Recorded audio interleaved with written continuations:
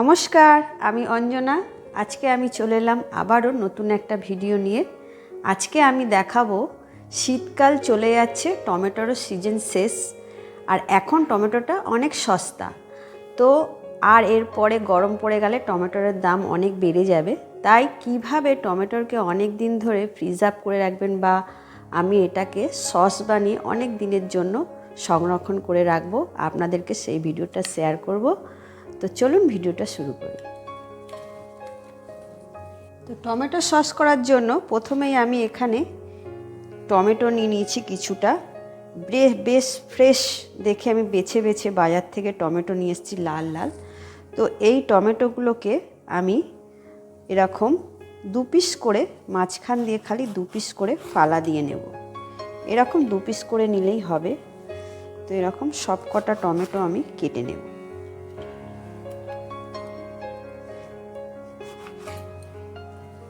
আমি এরকম করে দেখতেই পাচ্ছেন সব কটা টুকরো করে নিয়েছি, এরকম হাফ করে নিলেই হবে। এখানে একটা কড়াই বসিয়ে নিলাম আমি। কড়াইটার মধ্যে আমি দিয়ে দেব জল। জলটা আমি এই 500 থেকে একটু কম জল দিলাম।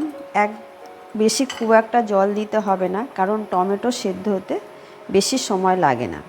তো আমি এই জলটার মধ্যে টমেটোগুলো সব দিয়ে দেবো। টমেটোগুলো আমি এর মধ্যে সব দিয়ে দেবো।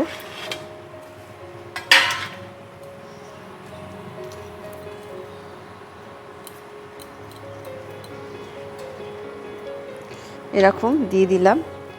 দিয়ে এর মধ্যে আমি দেব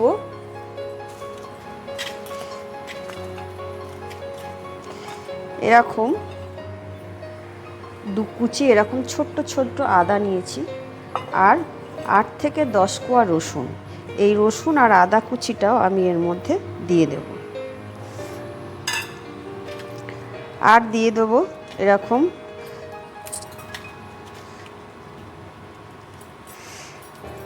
লঙ্কা দেব, শুকনো লঙ্কা এর মধ্যে দিয়ে দিলাম 4-5টা, 6খানা আমি লঙ্কা দিয়ে দিলাম। ঝালটা যদি আপনাদের বাড়িতে কেউ খুব কম পছন্দ করে তাহলে একদম কম দিতে পারেন। তা আমি 6টা শুকনো লঙ্কা দিয়ে আমি এটাকে মিনিট 10-এর জন্য চাপা দিয়ে দেবো।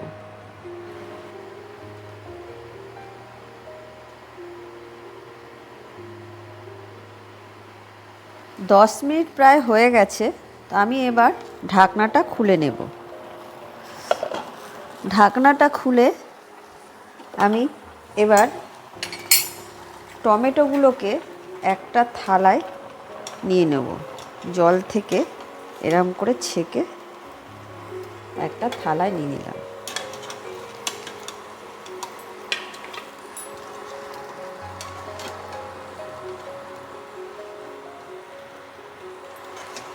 সব কটা আমি তুলে নিলাম জল থেকে। রসুন লঙ্কা সবই গোটা গোটা আছে, কিন্তু টমেটোগুলোকে একটু ঠান্ডা হতে দেব। এগুলো ঠান্ডা হয়ে গেছে। ঠান্ডা হলেই এরকম চোকলাগুলোকে এরকম করে তুলে ফেলে নিতে হবে। প্রত্যেকটা চোকলা এরকম হাতে নিজের থেকেই উঠে চলে আসবে। এরকম সব কটা চোকলা আমি ছাড়িয়ে নেব। দেখুন, এরকম সব কটা চোকলাকে ছাড়িয়ে নিতে হবে। হালকা করে এরকম ধরলেই চোকলাগুলো নিজের থেকেই উঠে আসবে। খোসা আমি সব ছাড়িয়ে নিয়েছি। আর এটা আরেকটু ভালো করে একটু ঠান্ডা করে সব কটা জিনিস আমি একসাথে মিক্সার গ্রাইন্ডারে দিয়ে পেস্ট করে নেব। এটাকে দেখুন মিক্সিতে দিয়ে এরকম পুরো পেস্ট করে নিয়েছি। এরকম পেস্ট করে নিতে হবে। নিয়ে এটাকে আমি কিন্তু আবার ছাঁকতে হবে। তো এখানে আমি একটা বাটি নিলাম, নিয়ে এর মধ্যে আমি অল্প অল্প করে দিয়ে এটা ছেঁকে নেব। ভালো করে ছেঁকে নিতে হবে, যাতে এর মধ্যে কোনো দানা না থাকে। টমেটোর যে দানাগুলো থাকে সেগুলো থেকে যেতে পারে। এটাকে আমি ছেঁকে নেব। দেখতেই পাচ্ছেন নিচে কেরম পড়ছে। এরকম আস্তে আস্তে করে ঘুরিয়ে ঘুরিয়ে করলেই পুরো ছাকনাগুলো বেরিয়ে যাবে। এরকম ভালো করে আমি সব সসটা টমেটোর জুসটাকে ছেঁকে নেব।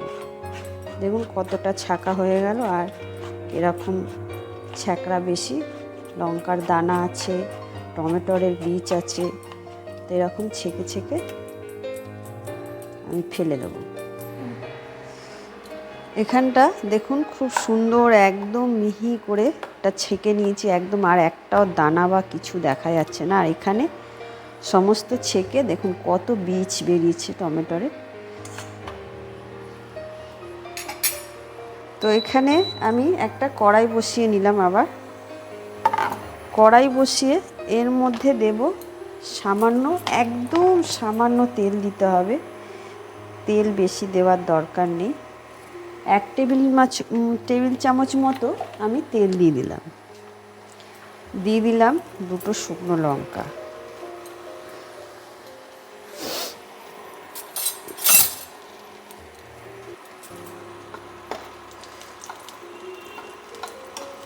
শুকনো লঙ্কাটা একটু জাস্ট ভেজে নেব লাল করে। এবার এর মধ্যে আমি এই সসটা দিয়ে দেবো।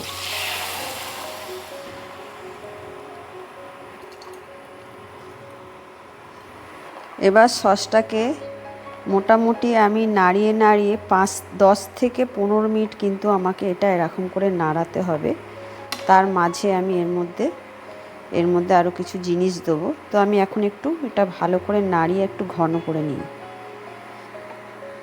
কিছুক্ষণ ফুটিয়ে নেবার পর তারপর আমি এর মধ্যে 1 চামচ মতো নুন দিয়ে দিলাম, আর দেব সামান্য একটু, 1 চামচেরও 4 ভাগের 1 ভাগ নুন দিয়ে দিলাম। দিয়ে এটাকে আবার নাড়িয়ে নেব। এবার এর মধ্যে আমি দেব চিনি।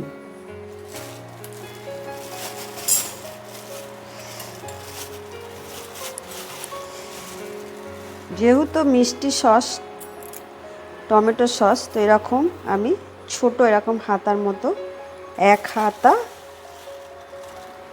2 হাতা আর হাফ হাতার মতো, মানে 2.5 হাতা আমি চিনি দিলাম। দিয়ে এটাকে আবারও আমি মিশিয়ে নাড়াতে থাকব। একটু টেস্ট করে নিতে হবে, যদি দেখেন বুঝতে পারেন যে মিষ্টির পরিমাণটা কম, তাহলে আরেকটু মিষ্টি দিয়ে নেবেন। তো আমি এটাকে ভালো করে একটু নাড়িয়ে তারপর দেখে নেব। এটাকে আমি কিন্তু 8 থেকে 10 মিনিট ধরে আমি এটা ভালো করে কিন্তু নাড়িয়ে চাড়িয়ে যাচ্ছি। আর অনেকটাই শুকিয়ে দিয়ে অনেকটা দেখতে পাচ্ছেন কিরকম গাঢ় হয়ে গেছে, গাঢ় হয়ে এসছে। আর কোথায় ছিল, মানে এতটা ছিল, এটা শুকিয়ে হয়ে গেছে, অনেকটাই শুকিয়ে গেছে। এটাকে আরও শুকাবো, আর একটু শুকাবো।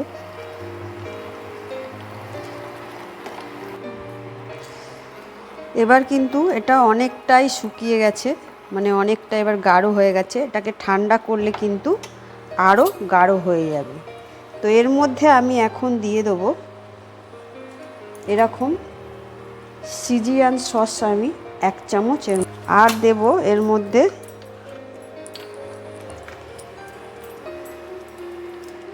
এটা হচ্ছে ভিনিগার, হোয়াইট ভিনিগার। এই ভিনিগারটা আমি 1 চামচ, 2 চামচ আর একটু দিয়ে দিলাম, 3 চামচ, 4 চামচের 3 চামচ মতো ভিনিগার দিয়ে দিলাম। দিয়ে এটাকে একটু নাড়িয়ে নেব।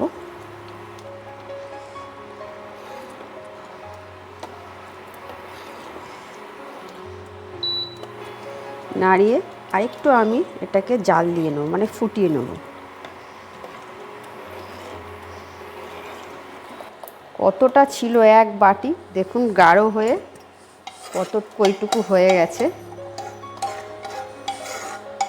তো আপনারা সময় পেলে অল্প অল্প করে এরকম সস শিশি করে ভরে ভরে রাখবেন, কিন্তু একসাথে বেশি করা যাবে না।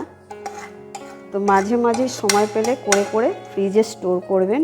তো এটাকে আমি ঠান্ডা হতে দেব।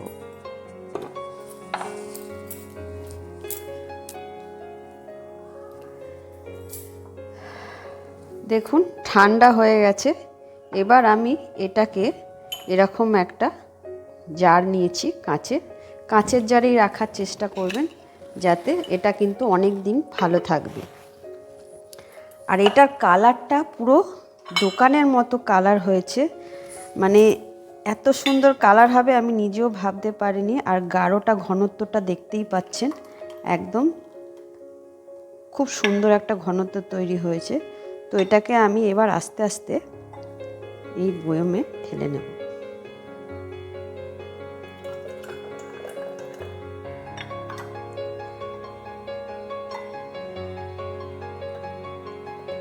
আর যে দুটো লঙ্কা দিয়েছিলাম সেই লঙ্কা দুটোকে আমি ফেলে দেবো, ওটা আর দেওয়ার দরকার নেই, ওটা জাস্ট ওর সেন্টটা খুব ভালো হয় বলে আমি দিয়েছিলাম। কিন্তু এটা মোটামুটি এক বয়ামিতেই ভরে হয়ে গেল।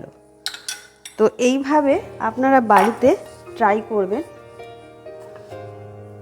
আর এরকম কন্টেনারের মুখটা বন্ধ করে ফ্রিজে স্টোর করে রাখতে পারবেন। হয়ে গেল টমেটো সস। বাজারে কিন্তু এরকম সস, অরিজিনাল সস যতই টাকা দিন পাবেন না। নিজের হাতে একদম টমেটো কিনে এটা তৈরি করে সস বানানো, আর এর টেস্টটা যে এত ভালো হয়েছে আমি বলে বোঝাতে পারবো না। আপনারা বাড়িতে অতি অবশ্যই ট্রাই করবেন। আর যদি এইটা ভালো লেগে থাকে তাহলে আমার ভিডিওটাতে লাইক, কমেন্ট, শেয়ার করে দেবেন। টাটা।